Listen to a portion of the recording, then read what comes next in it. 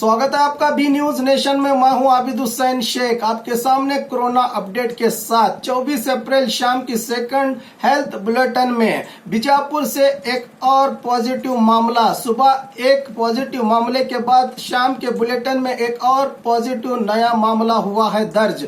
Patient संख्या 447। Patient संख्या 447 27 साल युवक है। इसका संपर्क पेशेंट संख्या 221 महिला से बताया जा रहा है। आज कुल राज्य में देखा जाए तो 474 मामले अब तक हुए हैं। राज्य में आज एक ही दिन 29 पॉजिटिव मामले दर्ज किए गए, जिसमें 152 डिस्चार्ज सेहतयाब भी हुए हैं और अब तक 18 लोगों की जान जा चुकी है। बीजापुर में सुबह और आज शाम में आए पॉजिटिव मामलों के बाद बीजापुर में कोरोना पॉजिटिव की संख्या पहुंची है 39 को।